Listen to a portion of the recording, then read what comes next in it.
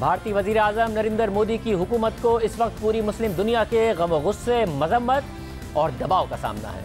गुज़िश्ता दिनों भारत में एक ऐसा अफसोसनाक और काबिल मजम्मत वाक़या पेश आया जिसे मुस्लिम ममालिक ने एक रेड लाइन के तौर पर लिया है और एक जारहाना पोजीशन ले ली है। वो मुस्लिम ममालिक जो एक दूसरे के हरीफ भी समझे जाते हैं और भारत के करीब समझे जाते हैं, जिनके भारत के साथ अहम सिफारती और मुआशी ताल्लुकात हैं, वो भी मोदी हुकूमत की मजम्मत कर रहे हैं, जिसकी वजह से भारत इस वक्त शदीद दबाव में है। और इसी दबाव की वजह से गैर मामूली तौर पर भारतीय जनता पार्टी दिफाई पोजीशन में आ गई है और मामले को सुलझाने की कोशिश कर रही है, मगर अभी तक खुद वज़ीर आज़म नरेंद्र मोदी ने इस मामले की मजम्मत नहीं की है। इस पूरे मामले की तफसीलात आपके सामने रखेंगे, मगर पहले जायज़ा लेते हैं कि वाक़या कब हुआ और क्यों कई दिनों तक भारत में एहतजाज के बावजूद इस पर खामोशी इख्तियार की गई और मोदी इंतज़ामिया ने वाक़े के जिम्मेदारों के खिलाफ कुछ नहीं किया और अब भारत क्यों दबाव में है।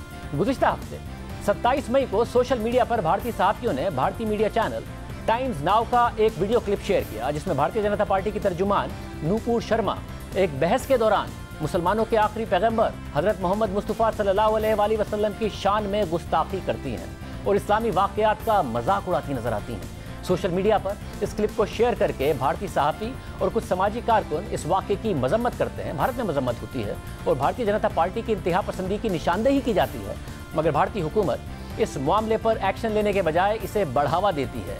भारतीय हुकूमत से ताल्लुक़ रखने वाले एक और रहनुमा नवीन जिंदाल, जो भारतीय जनता पार्टी के मीडिया विंग के सरबराह हैं, वो भी मैदान में आ जाते हैं। 1 जून को नवीन जिंदाल इस मामले पर ट्वीट करते हैं और गुस्ताखाना रिमार्क्स देते हैं और पहले से भारतीय मुसलमानों में मौजूद गम गुस्से को मजीद हवा दी जाती है। नतीजतन भारत की कुछ रियासतों में एहतजाज होता है, मगर नरेंद्र मोदी की हुकूमत की तरफ से अपने अराकीन के खिलाफ कार्रवाई के बजाय कई मुजाहिरीन को ही गिरफ्तार कर लिया जाता है और 31 मई तक नूपुर शर्मा मीडिया पर बयान देती हैं कि उनकी पार्टी उनके पीछे खड़ी है। I'm mostly thankful of our senior leadership. मैं अपनी सीनियर लीडरशिप की इंतहाई मशकूर हूँ। मैं उनके साथ मुसलसल राब्ते में हूँ। इस मामले पर मुझे सबसे पहले हमारे वजीर दाखिला अमित शाह का फ़ोन आया। मैं रोज़ उनके दफ्तर के साथ राब्ते में हूँ। लोग चाहे कुछ भी कहें, हमारे मोअज़्ज़ज़ वजीर दाखिला अमित शाह पार्टी के कारकुनों की सेहत और हिफाजत के बारे में सबसे ज़्यादा फ़िक्रमंद हैं। सीनियर लीडरशिप, चाहे वो वज़ीर आज़म का दफ्तर हो या वज़ीर दाखिला का दफ्तर या पार्टी के सदर का दफ्तर, ये सब मेरे पीछे खड़े हैं। लेकिन फिर मामला हाथ से निकल जाता है, क्योंकि मुस्लिम ममालिक से जो रद्द-ए-अमल सामने आया, इससे भारतीय जनता पार्टी की साख को शदीद नुकसान पहुंचा। उनके मुआशी मफादात से मुतालिक खतरात पैदा होने लग गए, क्योंकि अरब ममालिक में सोशल मीडिया पर भारतीय प्रोडक्ट्स का बॉयकॉट करने की मुहिम शुरू हुई, जिसमें भारत के खिलाफ एक्शन लेने का मुतालबा किया गया।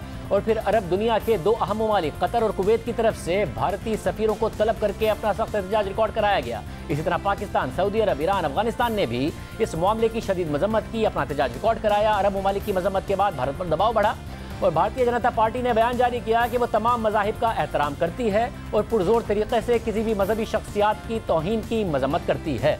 और फिर तकरीबन 2 दिन गुजर जाने के बाद गुज़िश्ता रोज़ भारतीय जनता पार्टी ने अपने रहनुमाओं के खिलाफ एक्शन लिया और बाकायदा इस हवाले से दोनों रहनुमाओं को नोटिस जारी किए। बीजेपी की सेंट्रल डिसिप्लिनरी कमेटी ने नूपुर शर्मा को पार्टी एक्शन से मुताल्लिक खत लिखकर आगाह किया कि आपने पार्टी पोजीशन के बरखिलाफ मुख्तलिफ मामलात पर अपनी राय का इजहार किया है, जो पार्टी के आइन की खिलाफ वर्जी है, और ज़ेर इल्तवा मजीद कार्रवाई के लिए आपको पार्टी से मुअत्तल किया जाता है और आपकी तमाम जिम्मेदारियाँ वापस ली जाती हैं। जिसके बाद नूपुर शर्मा ने ट्विटर पर बयान जारी किया और अपने तौहीन आमेज़ बयान से पीछे हट गई। नूपुर शर्मा ने मौक़िफ़ अख्तियार किया कि अगर मेरे अल्फाज से किसी के मजहबी जज्बात को ठेस पहुँची है तो मैं गैर मशरूत तौर पर अपने बयान से दस्तबरदार होती हूँ। मेरी किसी के भी मजहबी जज्बात को ठेस पहुँचाने की नीयत नहीं थी।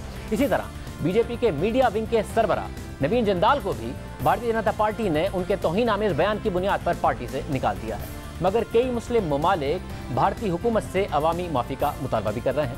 कतर ने इस पूरे मामले पर रद्द-ए-अमल देते हुए मौक़िफ़ इख्तियार किया है कि कतर ने भारतीय सफ़ीर को तलब करके उन्हें सरकारी नोट देकर भारतीय जनता पार्टी के अहलकार की तरफ से पैगंबर मोहम्मद सल्लल्लाहु अलैहि वसल्लम से मुतालिक मुतनाज़े बयान पर अपनी मायूसी और मजम्मत का इजहार किया है। कतर भारतीय जनता पार्टी की तरफ से पार्टी अराकीन को मुअत्तल करने के ऐलान का खैर मकदम करता है। साथ ही कतर भारतीय रियासत की तरफ से अवामी मुआफ़ी और फौरी मजम्मत की तवक्को रखता है। इस तरह के इस्लामोफोबिया पर मबनी रिमार्क्स को बगैर सजा के छोड़ देना इंसानी हुकूक के तहफ़्फ़ुज़ के लिए एक संगीन खतरा है और ये मज़ीद तासुब और पसमानदगी का बाइस बन सकता है जो तशद्दुद और नफरत के एक नए सिलसिले को जन्म देगा। कतर की वज़ारत ख़ारजा के बयान के मुताबिक नोट में इस बात की निशानदेही की गई है कि पूरी दुनिया में तकरीबन 2 अरब मुसलमान पैगम्बर मोहम्मद सल्लल्लाहु अलैहि वसल्लम की हिदायत की पैरवी करते हैं जिनका पैगाम अमन और बर्दाश्त का था। रियासत कतर इस बात पर जोर देती है कि ऐसे तज़हीक आमेज़ बयानात मजहबी मुनाफरत को जन्म देंगे और जिनसे पूरी दुनिया में मुसलमानों के जज्बात को ठेस पहुँचेगी। इसी तरह कुवैत ने भी भारतीय सफ़ीर को तलब करके उन्हें अपना एहतजाजी नोट थमाया जिसमें भारतीय जनता पार्टी के बयान की मजम्मत की गई और उसे मुस्तरद किया गया है। साथ ही कुवैत ने भी भारत से मुआफ़ी का मुतालबा किया है। दूसरी तरफ सऊदी अरब की वज़ारत ख़ारजा ने भी इस हवाले से बयान जारी करते हुए मौक़िफ़ अख्तियार किया कि भारतीय जनता पार्टी के तर्जुमान के बयानात की मजम्मत की जाती है जिसमें पैगम्बर इस्लाम सल्लल्लाहु अलैहि वसल्लम की तौहीन की गई है। सऊदी अरब तमाम मजहब और मजहबी शख्सियात और शायर समेत इस्लाम और शायर इस्लाम के खिलाफ इस तरह के तासुब की मुस्तकिल हौसला शिकनी की पॉलिसी का इरादा करता है और सऊदी वज़ारत ख़ारजा भारतीय जनता पार्टी की तरफ से अपने तर्जुमान की मौतली के इक़दाम का खैर मकदम करती है। सऊदी अरब मज़ाहिब और अक़ाइद की तकरीम से मुताल्लिक़ अपनी पोजीशन को दोहराता है जबकि अब से कुछ देर पहले बहरीन की तरफ से भी रद्द अमल सामने आया है। बहरीन की वज़ारत ख़ारजा ने भारतीय जनता पार्टी की तरफ से अपनी तर्जुमान को मुअत्तल करने के फैसले का खैर मकदम किया है और लिखा है कि इस बात की ज़रूरत पर जोर दिया जाता है कि पैगम्बर मोहम्मद सल्लल्लाहु अलैहि वसल्लम के खिलाफ किसी भी तौहीन की मजम्मत की जाए और इसे मुसलमानों के जज्बात को भड़काने और मजहबी नफरत पर उकसाने के इक़दाम के तौर पर लिया जाए। इसके अलावा ईरान और ओमान ने भी इस हवाले से मजम्मत की है और अब से कुछ देर पहले मुत्तहिदा अरब अमारात ने भी इस वाक़े पर मजम्मती बयान जारी किया है। पाकिस्तान के दफ्तर ख़ारजा ने भारतीय नाज़िम उल उमूर को तलब करके इस मामले पर अपना सख्त एहतजाज रिकॉर्ड कराया है और दफ्तर ख़ारजा के तर्जुमान के मुताबिक बीजेपी की जानिब से वजाहत की कोशिश और ताख़ीर से की जाने वाली तादीबी कार्रवाई से मुस्लिम दुनिया के दर्द और इज़्तिराब को दूर नहीं किया जा सकता। साथ ही वज़ीर आज़म शहबाज शरीफ ने भी इस पूरे मामले की मजम्मत की है और ISPR ने भी इस हवाले से अपना मजम्मती बयान जारी किया है। साथ ही ईरान ने भी भारतीय सफ़ीर को तलब करके अपना एहतजाज रिकॉर्ड कराया है जबकि अफगानिस्तान में तालिबान हुकूमत के तर्जुमान ने भी इस हवाले से ट्वीट करते हुए वाक़े की मजम्मत की है और भारतीय हुकूमत से मुतालबा किया है कि वो ऐसे जुनूनियों को इस्लाम की तौहीन की इजाज़त ना दें और ना ही मुसलमानों के जज्बात को उकसाएं। यानी हर तरफ से रद्दअमल सामने आ रहा है और भारत एक्शन लेने के बावजूद दबाव में था लेकिन इस्लामी ताउन तंजीम के बयान के बाद भारत ने जवाब भी दिया है। भारतीय जवाब आपके सामने रखने से पहले इस्लामी ताउन तंजीम यानी OIC का बयान आपके सामने रखते हैं जिसके मुताबिक OIC इस वाक़े की शदीद अल्फाज में मजम्मत करता है। इस किस्म के तौहीन के वाक़यात भारत में इस्लाम के खिलाफ बढ़ती हुई नफरत की लहर और भारतीय मुसलमानों के खिलाफ एक बाकायदा निज़ाम के तहत की जाने वाली कार्रवाइयों का हिस्सा हैं। ख़ासतौर पर कुछ ऐसे फैसलों की रोशनी में जिसमें कुछ रियासतों के तालीमी इदारों में हिजाब पर पाबंदियाँ लगाना, मुसलमानों की अमलाक को तबाह करना और उनके खिलाफ बढ़ता हुआ तशद्दुद शामिल है। OIC भारतीय हुकूमत से मुतालबा करती है कि वो फैसला कुन तरीक़े से तौहीन के वाक़यात और इस्लाम के पैगम्बर की तौहीन के मामलात पर तवज्जो दे और इन लोगों को कटहरे में लाकर उनका एहतसाब करे जो मुसलमानों के खिलाफ तशद्दुद का प्रचार करते हैं। साथ ही OIC ने बैनुल-अक़वामी बिरादरी और अक़वाम मुत्तहिदा से मुतालबा किया कि वो भारत में मुसलमानों को टारगेट करने के मामलात को चैलेंज करने से मुतालिक ज़रूरी इक़दामात ले।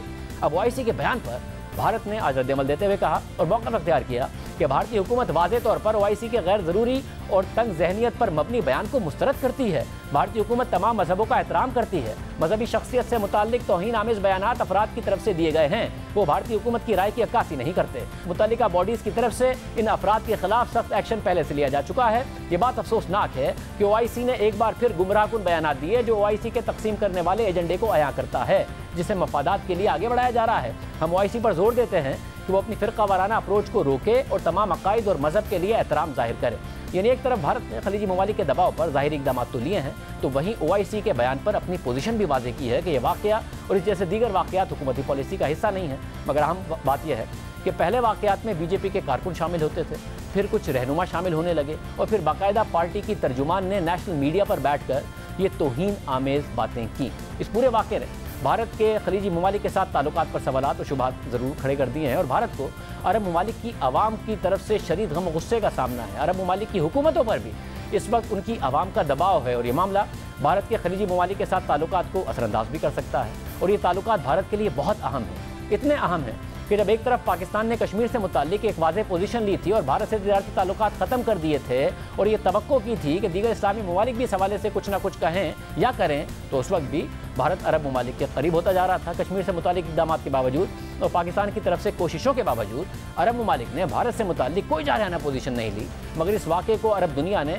एक रेड लाइन के तौर पर लिया है और वाज़ेह पैगाम दिया है कि इस किस्म की जारियत काबिल कबूल नहीं होगी। अहम बात यह है कि खलीज ताउन काउंसिल, जिसमें कुवैत, कतर, सऊदी अरब, बहरीन, ओमान और मुत्तहिदा अरब अमारात शामिल हैं, इससे भारत के साल 2020-21 में तिजारत तकरीबन $90 अरब तक रही है।